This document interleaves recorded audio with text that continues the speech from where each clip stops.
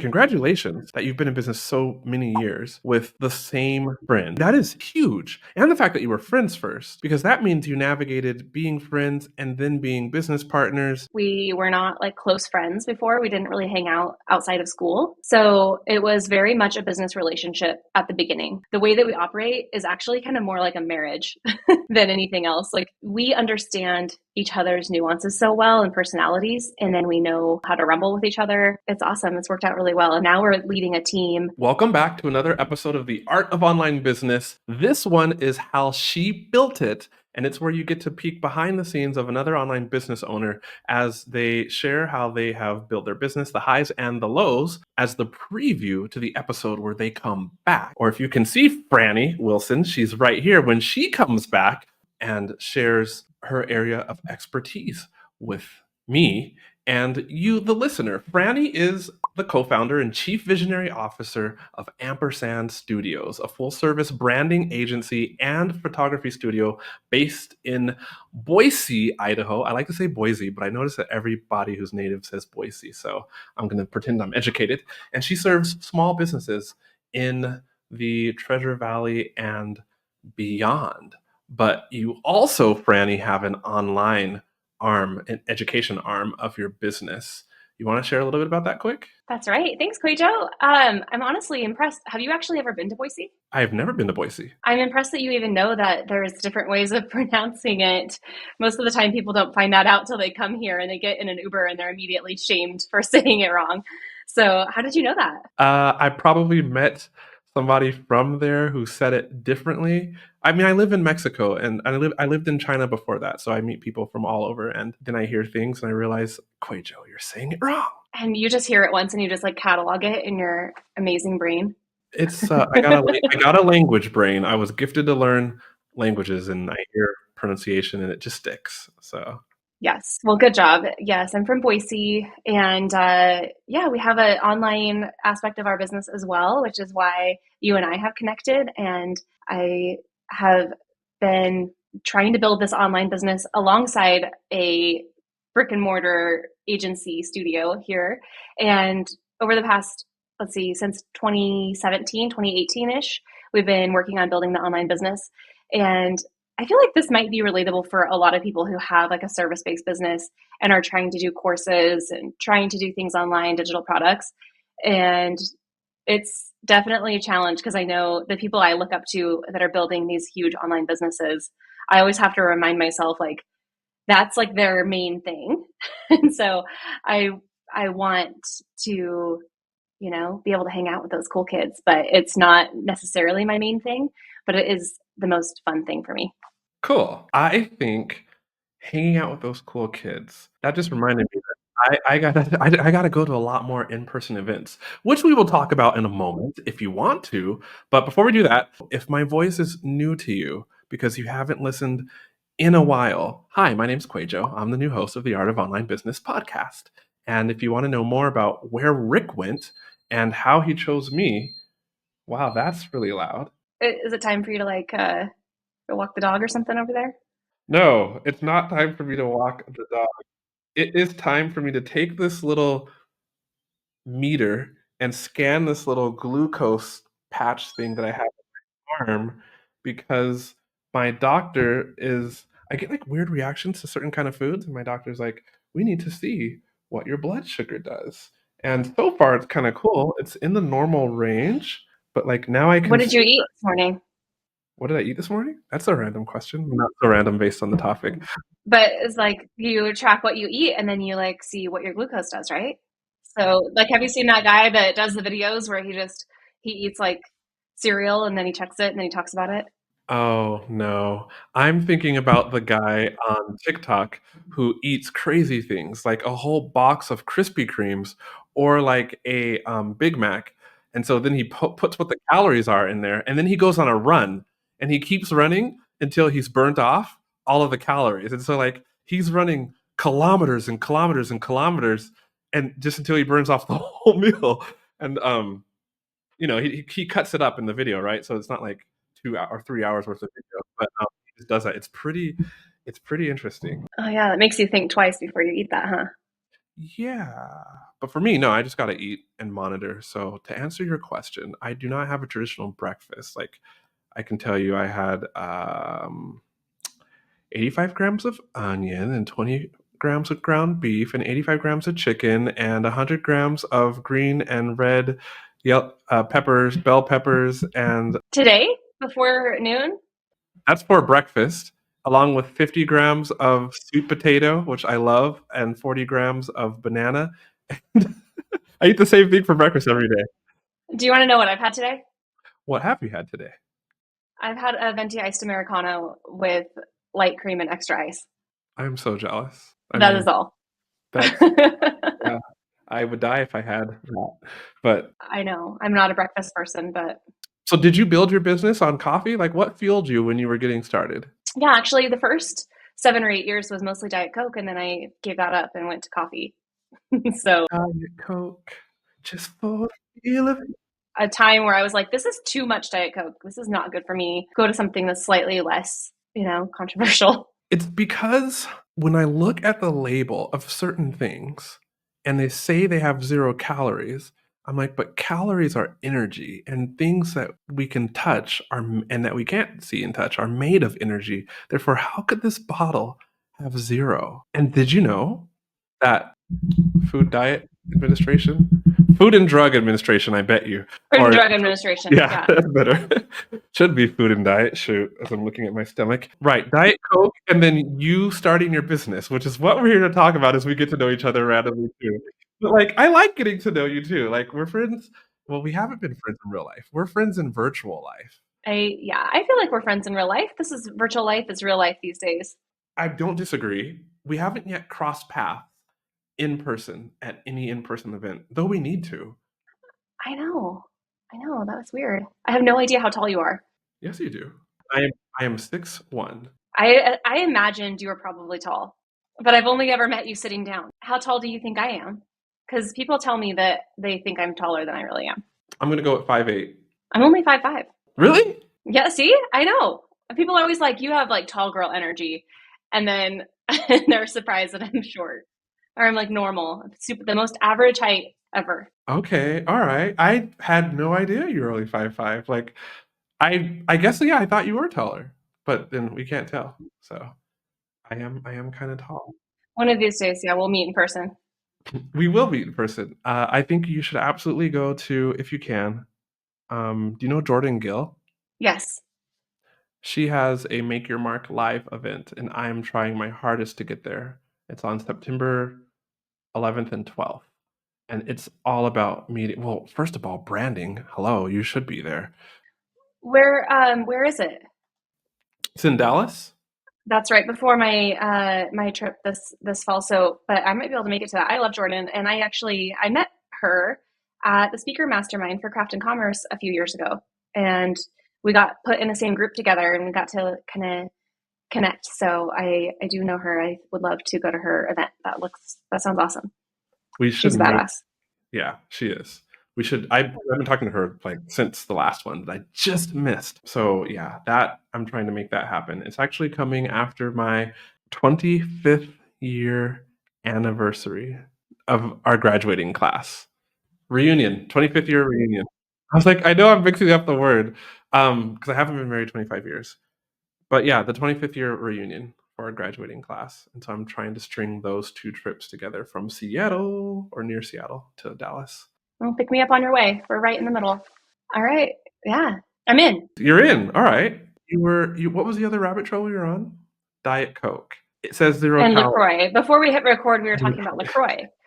But you know what? If somebody is listening to this podcast, which many people are, then they're going to get in the next episode the biggest misconceptions and mistakes that folks make when it comes to branding a company or personal brand, because you have branded well, when I asked you how many you branded, you couldn't give me a straight answer. So it's somewhere between 300 people, businesses directly, and then indirectly, as in coming through your programs, over thousands, because you've been doing this since 2009, and you started off fueling yourself on Diet Coke, which has more than 0 calories, but you can say 0 calories if it's less than like calories or something like that per serving. But it has the aspartame, which is worse than calories, so we're gonna not talk about Diet Coke. We're not gonna, run on that anymore. That was when I was in my 20s. Yeah, I understand. I Now, completely understand. now I'm with coffee. Someday we'll probably move to decaf. So tell me how you got started in 2009, right after the recession, and what were you doing before you got started? Yeah, so the recession was kind of the kickoff to us starting a business. So I'm only half of Ampersand Studios of the ownership. My business partner, Nicole, is the other half, and my better half. And we have been running this company together since 2009, which is usually the thing that shocks people the most, is that we've had a partnership that has been able to last that long. So we met in college. We were both graphic design and photography majors at Boise State University. And we were in some of the same classes together. And actually, what happened was, let's see, we both wanted to go and work for design agencies. We wanted to go work for these big branding firms that were local. We both really loved print design. We loved branding. I wanted to work in packaging design. I loved to snowboard. I dreamt of working for snowboard companies and like getting to design like actual physical items and outerwear and like snowboards and things like that. And Nicole really loved like layout of magazines and type work and all that kind of stuff. So that was the plan. We both had internships with these design firms. We were running the AIGA, which is the like graphic design kind of club, basically. And we were really immersed in the whole graphic design community at the time. But then the recession hit, and in our senior year of college, all the design firms were actually laying off people, laying off designers. So they were not hiring on any of the interns, that's for sure. So we actually decided to start a business as our senior project instead of presenting our individual portfolios. Usually there's like a senior design show where all of the senior graphic designers will present their portfolios and hand out their resumes, and professionals from the community will come and kind of take a look at the talent that's coming out of college. And that's a lot of times where people will get new jobs or get internships or start the conversation. And you throw this big event, it's like an art show event, you have it catered and you make really cool invitations for it and all that stuff. So at that event, instead of being like, hi, I'm Frannie and I'm Nicole, we created Ampersand Studios and we handed out business cards and we merged our portfolios into one business portfolio. And we thought we were going to be a design firm. We thought we were going to do branding and all of that. But we kind of were just willing to do anything that people would pay us for at that point because we were fresh out of college. I also had a 7-month-old baby at that time.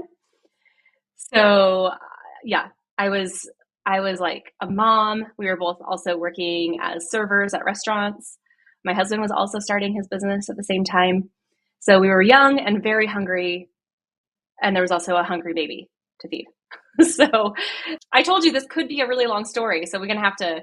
I mean, so this is, we could jump, but so in the throngs of the recession, 2009, you had just graduated, you were a new mom, and you decided to start a business. And not only you, but your husband decided to start a business. I'm guessing there was like some hungry nights where you just weren't eating, or was it smooth sailing? Well, I was making bank waiting tables, honestly. Like that was really bankrolling it. And my husband had his construction job before also got all put on hold because the houses that they were building weren't selling. So they had to like stop building. So this whole wrench got put in everything. And what happened with his business was because of the recession, they stopped building houses. And they had already built, him and his brother had a construction company. They had already built this office building and they owned the property in the building that they built. And they were trying to rent it, lease it out to people. And nobody was starting businesses or leasing anything. So they were like, okay, we're not going to build any more houses. Let's open something in this empty space that's sitting here. So they decided to open a bar. And the only things that are this is our joke. The two things that are recession proof are bars and weddings. And so Nicole and I started saying yes to a lot of wedding projects because the businesses weren't hiring us for branding. We were brand new. We didn't have a reputation yet, but we were college graduates and all of our friends were getting married. So people were like, hey, you guys are creative. We were photography minors. So they started asking us to photograph their weddings. And that we just kind of accidentally became wedding photographers. We literally like just slipped and fell on that, and it snowballed, and it became like our whole business. So we started doing wedding shows. We invested in all this gear. We went to or wedding conferences. We're learning from others in the industry. We were going to little workshops and stuff like that, which in 2009 was not very common. People weren't really sharing like they do now. There wasn't online programs or anything like that. There was just WPPI in Vegas, which is the big one. So you were kind of before your time. I mean, we were like subscribed to blogs on like RSS feeds to learn what we could learn. And we were obsessed with like the wedding blogs, Style Me Pretty and the Knot.com and all of that. So we were advertising in all of these kind of more conventional ways. Facebook was a thing, but not really for businesses yet. Instagram wasn't even really out. Pinterest was, all of that was at the beginning. So if I could go back, if I could like get in a time machine and go back, like Back to the Future style, and go give him, when we in Back to the Future where it gives him like the cheat to like know what to bet on for sports, I'd be like, start doing social media now and like stick to it. Or I'd say do YouTube, or I'd say do coaching programs, or like all of that. Like start sharing what you know now, because oh my gosh, wait, No, I agree. I agree. I'm going to cut in and say I agree. 2009, I was just starting out in China, and we had Android phones, and we had this little stick camera thing, and we would like take these little videos and send them sometimes to like our family across the ocean.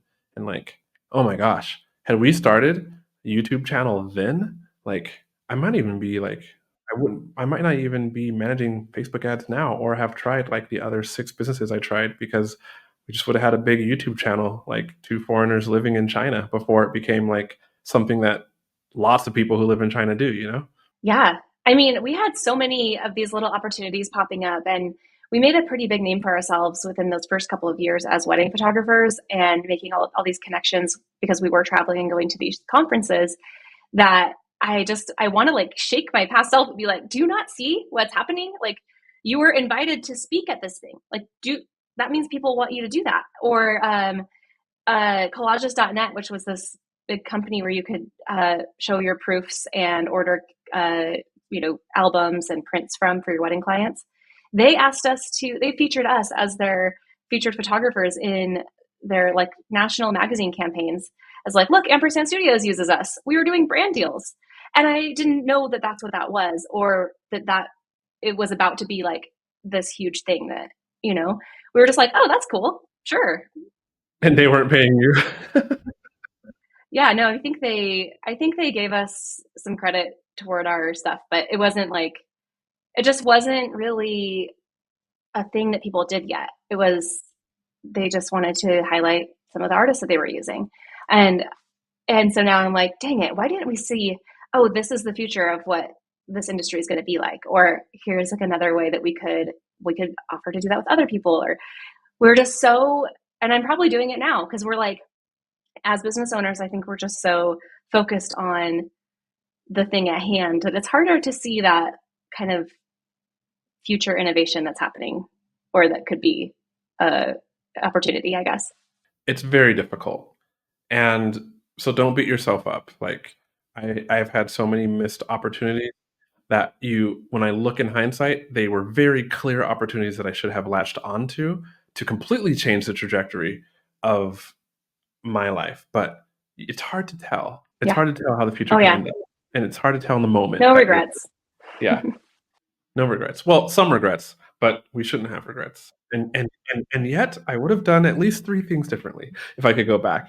So fast forward to where you decided to take your business online. This would be 2018. And by the way, congratulations that you've been in business so many years with the same friend. Yeah. I mean, that is huge. And the fact that you were friends first, because that means you navigated being friends and then being business partners, and then sometime along the way doing all the legal things.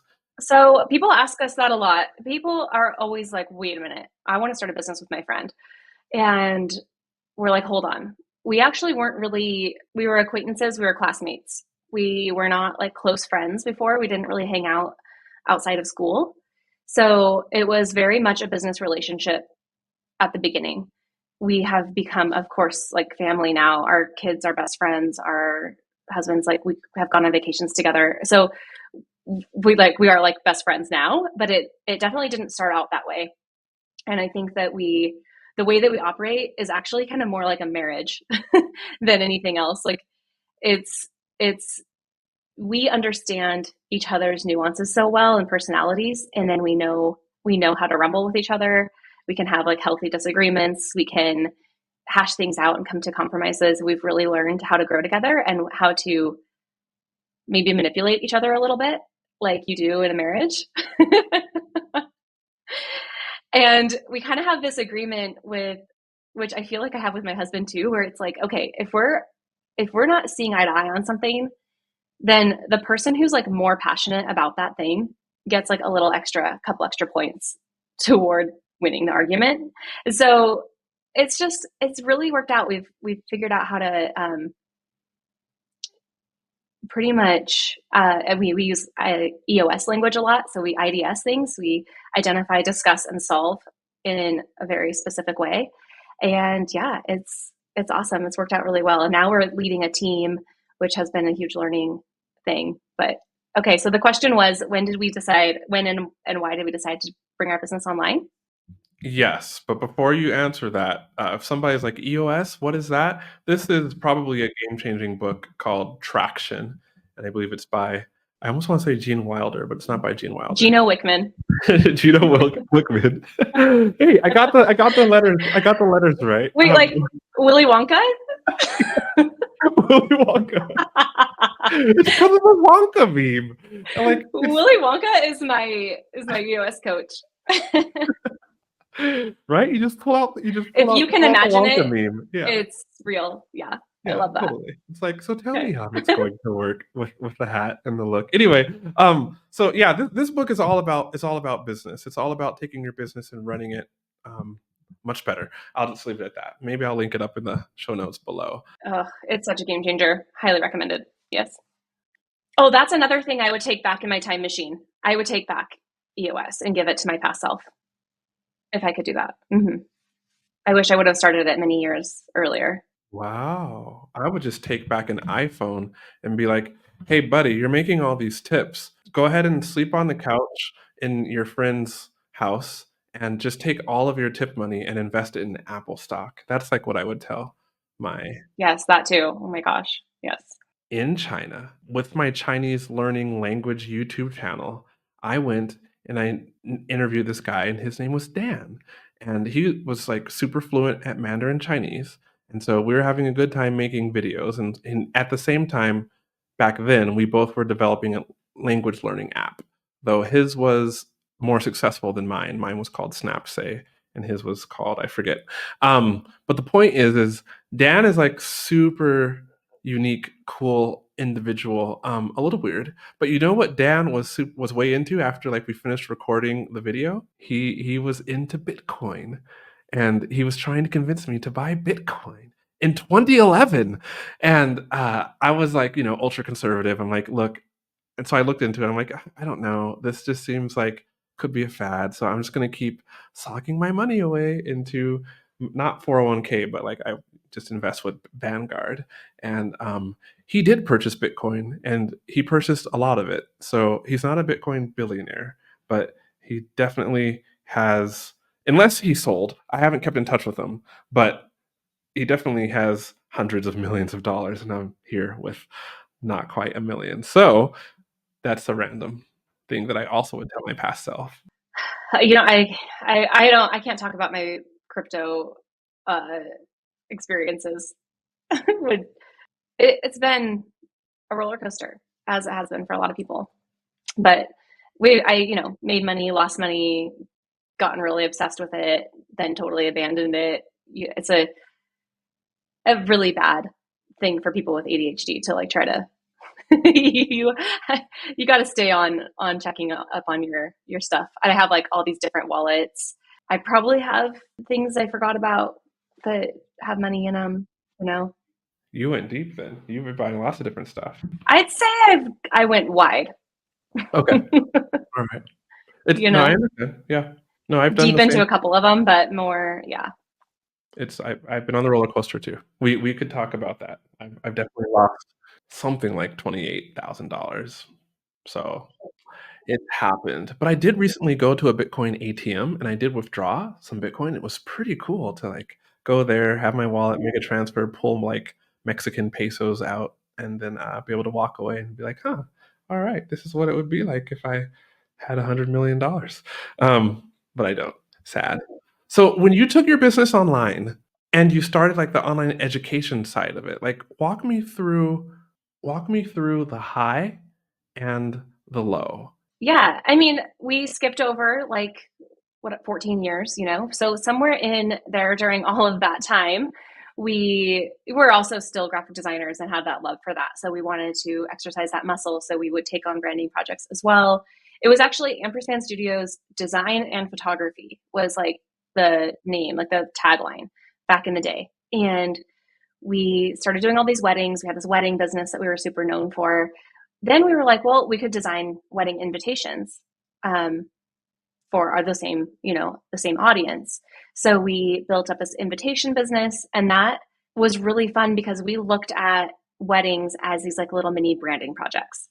We were like, our education and everything was about marketing. And we're like, okay, what if we thought about weddings like businesses? And from that very first impression of getting an invitation in the mail, the the guest should know what to expect. They should know what they're coming to. They should know how fancy they should dress. Um, whether or not it's going to be a big party or it's going to be a classy, like, fancy dance thing. And we wanted to have this experience kind of like carried throughout the whole thing with all of their paper products. So we were doing the invitations and then the rehearsal dinner menus and then the place cards and like all these big displays and kind of helping bring this whole feeling to life. And it was so much fun because we got to do so many of them that it was like all these different styles that we got to really experience designing things for different, like something really modern and then something kind of funny and then something super classic and Victorian and illustrative and all of these things. So we, for years, designed all these wedding invitations. We ended up somewhere in there, we ended up creating our first try at an online business was an online e-commerce wedding invitation store called dearampersand.com. We had to hire a web developer to create this whole thing because there was no Shopify or like e-commerce, easy to plug and play websites. So we spent so much money on this thing, but we didn't really know anything about digital marketing at that time either, like Google ads and all of that stuff. So that kind of fell flat after a couple of years of working on that. So we took all of those designs and threw them onto Etsy once Etsy became a thing, and that worked. So we were like, okay, like we can reach outside of our local. That was kind of our first little taste of it, Then we opened a brick and mortar retail space for our wedding invitation business, and we sold gifts and greeting cards and wrapping paper and all of these things. We had a 4,000 square foot space in a high-end luxury retail center. And it was, yes, 4,000 square feet filled with little tiny, things that are this big. That's a lot. And Actually. How did it you was a even? lot. Okay. I could do a whole episode about owning a retail store. Yeah, anyway, the minute our lease was up on that thing, we were like, out. So we sold that business. That business was called Papery and Pen. That was our wedding invitation / like high-end invitations. People could buy birthdays and all the different types of things. I feel like you would have been inside of Urban Outfitters or some brand like that would have carried your stuff. more like a anthropology. Like it was more mature, but like very rifle. We sold all these brands like that you can get now everywhere. But back then you couldn't really. It was like you had to come to our store. We were like everybody's happy place. They loved it. Customers loved it. And so it was beautiful. It was so much fun. We learned a ton. And also retail is really, really challenging having all that inventory. And so, for example, like we would sell a wedding invitation suite that would be like a $5,000 or $6,000 package. And then our store would sell like $500 in a day, like of product. So the invitations were completely holding up this business. The actual like people walking in and buying stuff was never going to be sustainable. And Nicole and I were like, and a couple of our employees that would help with the assembly of the invitations and stuff were working so hard to offset this huge thing. So we were like, wait a minute. It did help. Having that space did help bring awareness to the brand, and it made people feel like really nice sitting in this beautiful showroom and all that stuff. And it probably did help kind of elevate the brand. But once we had that reputation established, we were like, wait, we can do this in a coffee shop or like at a tiny little studio. We don't need this huge retail store to sell invitations. So we chunked that off. We sold that business of the invitation business and everything. It had, an established website, SEO, all of that, the Etsy store, all of the design libraries, like all that. So we packaged all that up and sold it and closed the retail store and walked away. And we were like, that was fun. It was a fun side quest. I just like how you casually said, we successfully exited from a business. Cool. Yeah. I mean, it's not like we sold it for millions of dollars, but we sold it to a friend who had a past employee who already knew it in and out, and she could seamlessly take it over. And she made payments to us for a couple of years, and so it was a good win-win, and it was a really smooth transition out. But we didn't have to just like burn down this thing that we spent so much time creating. It still lives, so that's cool. Yeah. So also, while we had our store, we started doing a lot of workshops, in-person calligraphy, paper crafts, all kinds of fun things that were like related to the store. And one of those things was also a photography workshop. So we taught people how to use their digital cameras, how to shoot in manual instead of auto so that they could take beautiful photos on their vacations and of their kids and all of those things. And we started noticing a trend. We started noticing that the students coming to the workshops were not the moms and the vacation goers anymore. They were businesses, and they were wanting to take better pictures of their products, better pictures of their process or whatever, so that they could start posting on social media. And this was like 2015, 16, I'd say, that we started noticing that transition to where business owners were needing content, but nobody was calling it that yet. And business owners were not giving social like the respect that it gets now. Because this new thing online that their teenagers were playing with, that wasn't exactly. Yeah. Exactly. Even us, I mean, we were doing it for our store, and it was like yielding huge results for us. And we grew a big account really way faster than you can now for like a local business. And we were like, you guys, like, this is where it's at. So our business owners were coming and wanting to learn how to take better pictures with their like DSLR cameras, kits that they bought at Costco, and they didn't know how to drive it, So that became our first idea where we were like, this could be a really cool online course for business owners. So our very first course was how to shoot in manual for business owners with like a brand kind of like through line. And we spent a lot of time on that. What was that? Nice name. Oh yeah, no, it was called, what was it called? It was called Voice and Visual. And it was about like finding your voice and then creating visuals for your brand and how to shoot. And the camera thing was like part of it. So it was too much. It was a mouthful. It was too hard to explain to people. And I mean, it did okay. We had a big live launch. I joined Amy Porterfield's DCA. I was in the very first DCA group, which is where I met Rick, which is then why I joined Rick's Facebook course, which is where I met you. And here we are. So yeah, all of that came from all of that. Yeah. So that was our first taste of online courses. And then we've just done a bunch of different iterations to try to figure out the best way to deliver, how we can help people. Because then like a year later, they were like, no, we don't want to use our digital cameras. We just like want to create content with our phones. So we're like, okay, let's scratch that. So like nobody cares about learning how to shoot in manual anymore. But it was like a huge thing. To be fair, I still do the equivalent. I feel like shooting in manual now is the equivalent of not using a flash. I don't know where you stand on that, but like I tell people, don't use your flash on your iPhone. Turn off the overhead lights in the room, get by a window, like all these things. So that's kind of where we're at now. But we actually in 2018, we decided after we closed down our store, we were at a conference. We were at the Amy Porterfield's conference in San Diego. And she stood on the stage and said, I want you to make a big decision this week. And she challenged everybody to make a big decision. And Nicole and I both had written down that we wanted to go all in on businesses only.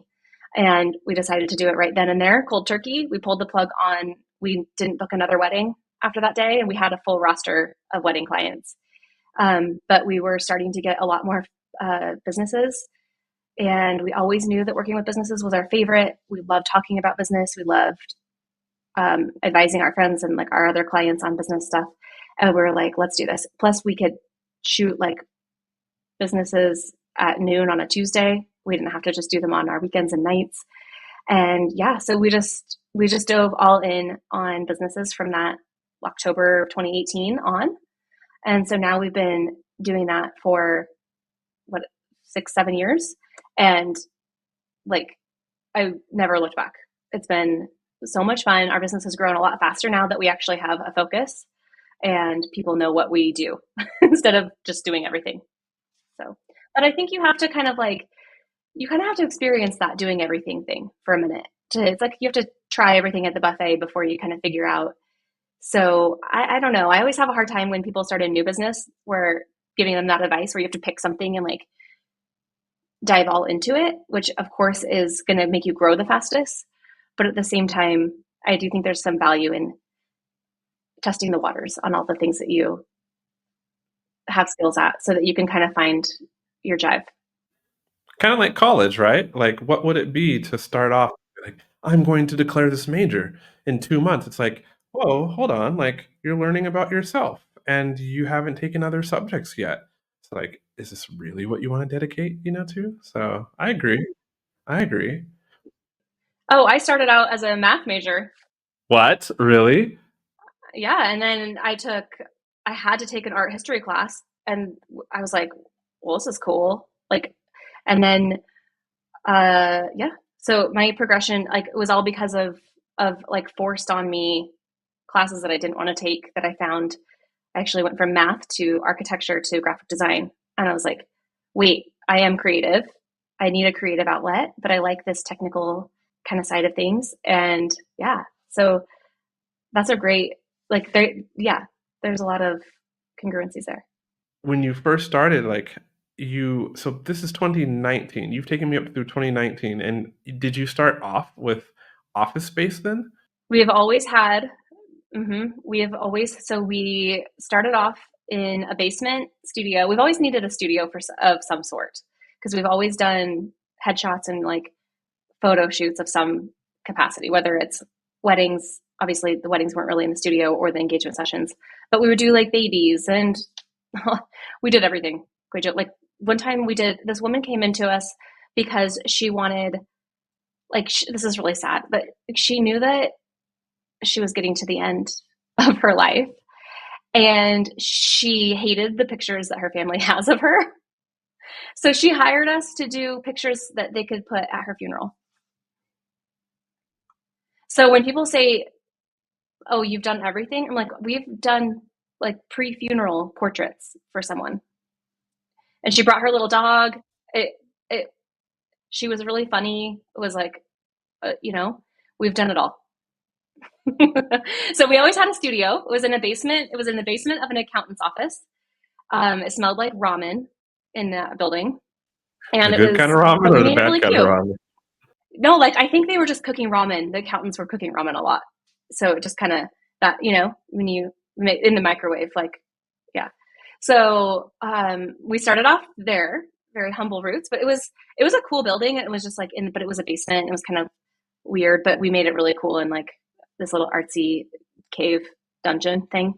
And then we moved from there to our first store, retail store paper thing. Then we moved from that one to the big fancy at the Village at Meridian, which is like this kind of California-esque looking place with like a fountain and a movie theater and restaurants and all that stuff. And then we moved downtown Boise into a tiny little studio. And then we moved down the street to a bigger studio. And then now we own a building that we just moved into and we just renovated over the past 6 months. And we're in that building our forever home, I think. I mean, I saw the Instagram media. You branded this quite well. And I'm guessing that's what Ampercella was, right? Was the celebration around your moving? Ampercella was our grand opening of our new studio and our 15-year anniversary. Yes. It was a Coachella themed party that we went all out for it. Yeah. Have you been to Coachella? No, I feel like I have now. Okay. Yeah. I should introduce you Have to you? Gloria. I have not. Do I look like I've been to Coachella? I don't know. Do you not? No, this is just because I'm always joking with my close friends about racial stuff. It just reminded me that like people would be like, "So do you ski?" And I'd be like, "Bro, do I look like I ski?"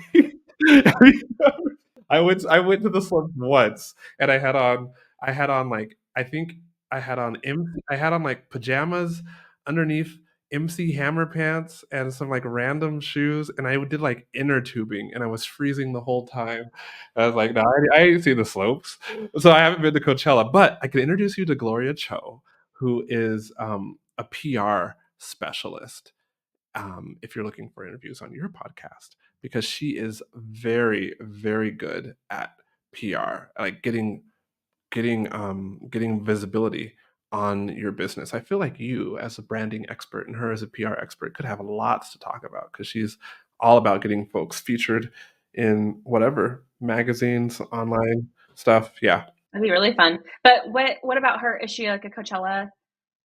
she got married at Coachella. Oh, hold on. Okay, Yeah, I was like, there Coachella. has to No, be some no. sort of connection to Sorry. this that There you. is with my random braid, if you have experience, I don't think you have yet. When we're in The person, two of you'll us together. This is yeah. yeah.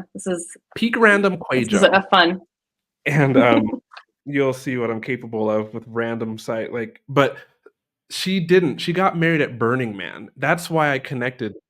You said Coachella, my brain thought Burning Man, and she got married at Burning Man. Like she had a full like cart, what do you call those things? The big structures that move in Burning Man. Like she had like a full like personal rave pretty much. Like lots of friends there and so whenever I hear Coachella, I think it's like Burning Man, though I obviously don't know what Coachella is. Like I mean I know, but I haven't been.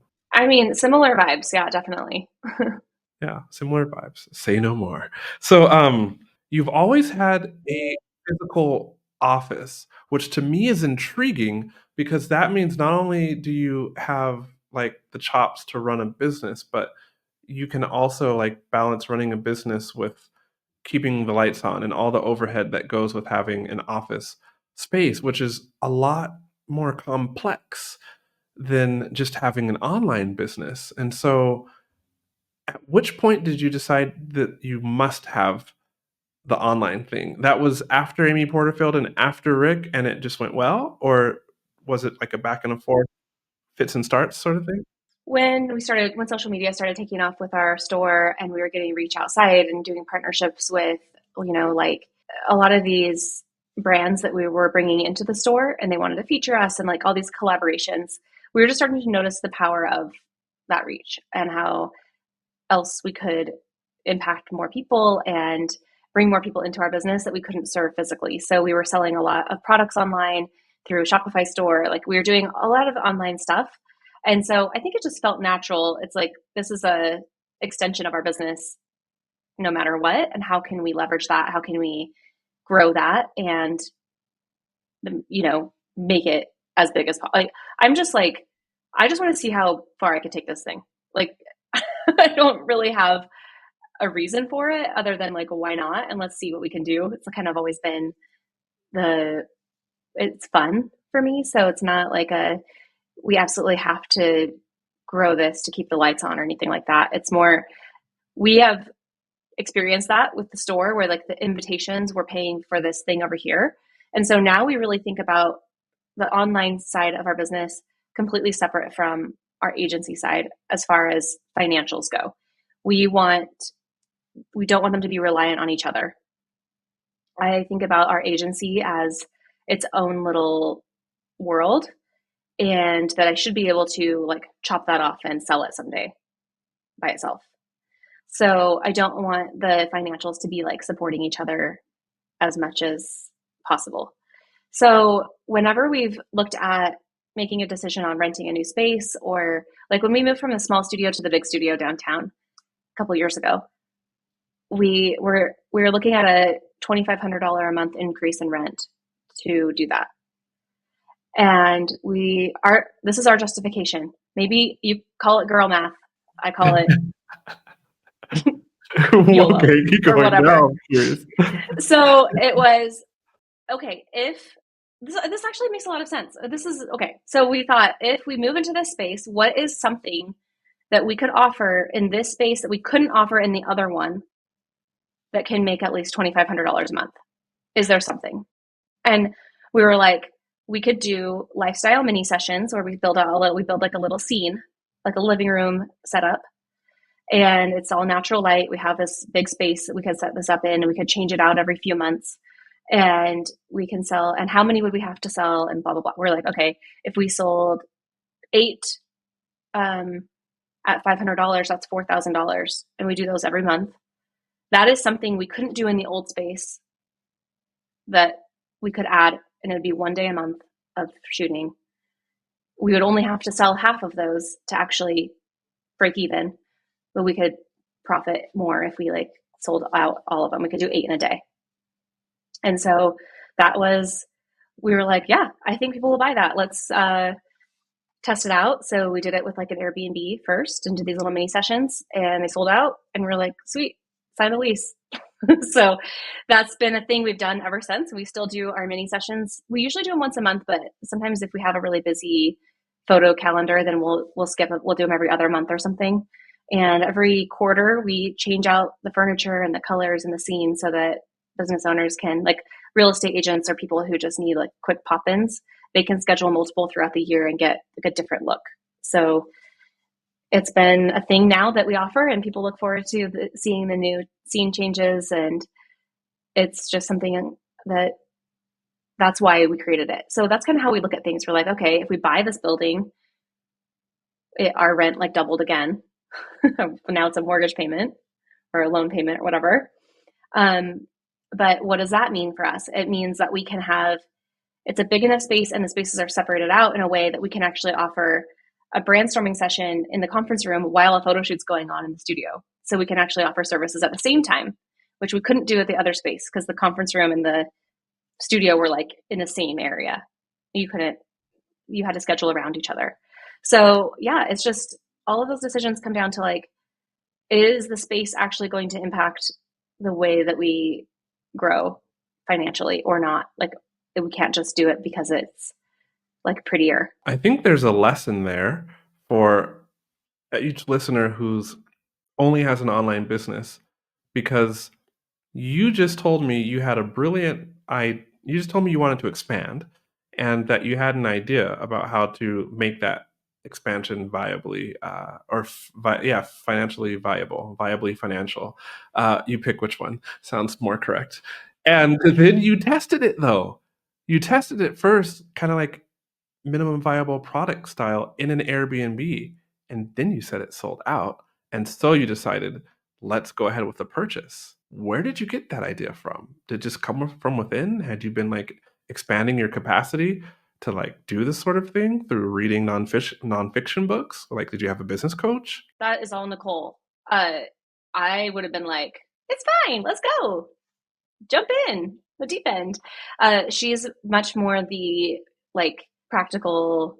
I think everybody like has to have, if you're the one that's impulsive. And I mean, Nicole is also can be impulsive. The two of us together can make a decision and move really fast. But she will find every possible thing that can go wrong and like poke holes in it and make sure that it has like a pretty good chance of working out before we like take off with something. So I'm like a bunch of crazy ideas, and then she'll really like think them through or ask me a lot of questions or whatever, or say like, we need to test this first, or we need a better plan. And I'd be like, nah, it's fine. So we're both really grateful for that contrast that we provide, because otherwise I feel like, you have some businesses where both partners are like really risk averse and they're content and the business doesn't really ever innovate or grow. It kind of just stays the same for a long time. And they're happy with that and they're fine with that. But then you have other ones where you have two people that are like majorly visionaries and it crashes and burns or runs out of money really fast. So I think you just have to have both people thinking about it that way. But yeah, we've always had business coaches and other listening, I think we also have our husbands we bounce ideas off of. It's not like, I don't know. We've also been burned. We've learned the hard way a few times by launching something without testing it. Like our first set of courses, making this whole thing for like a year and then launching something, doing this huge launch and finding it falling flat. And you're like, wait a minute, this isn't actually what people wanted. Definitely been there. Like with the course launch, what do you attribute the falling flat to? I attribute it to, we thought business owners cared about learning how to use their DSLR cameras. And that wasn't what they wanted. And so, How did you find out what they want? well, okay. So then COVID hit and we were like, what do we do? Like our businesses are like freaking out and we didn't know. It was like, nobody knew what was happening, but we totally just launched this like fun off the cuff program, like a 4 to 6 week program. I can't remember what it was, with live calls. No slides were pre-recorded. Nothing was done ahead of time. It was all live. It was called Voice First. So we separated our voice and visual program. We started this Voice First thing. We did a buy one, gift one. So you could buy one and then gift one to a business that was having a hard time.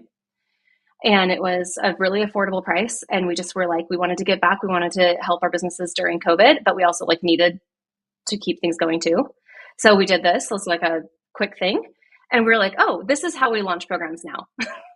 We like do it live first with a beta group at least or something. And so we were like, this was so nice because since it wasn't pre-recorded, it was all live. Nobody expected the high production value that comes with the and so now we're like, oh, we'll never do that again. We'll never like spend a year recording a course to then launch it without testing it live first. So I think that all of those types of things, you kind of have to go through it to seeing is believing.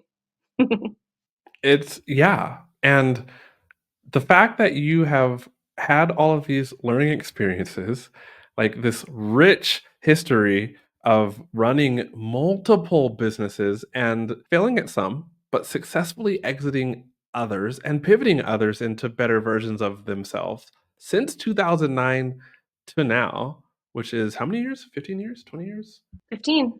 15 years. Like, all right, I'm going to tell the listener right now, they should go and find you on your podcast, the Something Businessy podcast. When we were trying to come up with names for our podcast, we were like, it just, we don't want it to be just branding. We don't want it to be just social media. Like, it just needs to be something businessy.